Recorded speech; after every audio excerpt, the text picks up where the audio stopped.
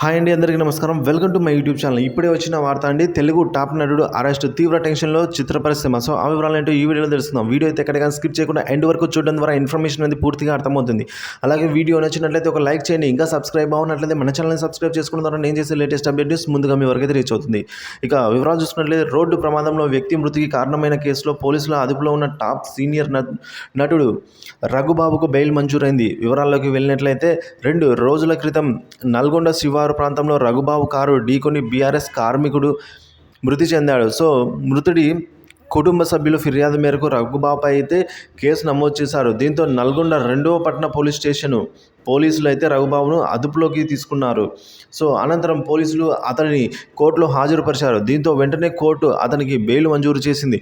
హైదరాబాద్ నుంచి మిర్యాలగూడ వైపు వస్తూ ఉన్న రఘుబాబు వాహనం నల్గొండ జిల్లాలోని శ్రీనగర్ కాలనీ వద్ద రాగానే బీఆర్ఎస్ నగర కార్యదర్శి సందినేని జనార్దన్ రావు గారిని అయితే ఢీకొనడం జరిగింది. ఈ ప్రమాదంలో జనార్దన్ రావు అక్కడికక్కడే మృతి చెందగా మృతుడు భార్య నాగమణి ఫిర్యాదు మేరకు పోలీసులు అయితే రఘుబాబును అరెస్ట్ చేసి కోర్టులో హాజరుపరిచారు. అనంతరం కోర్టు నుంచి అయితే రఘుబాబు గారు బెయిల్ పొందడం జరిగింది.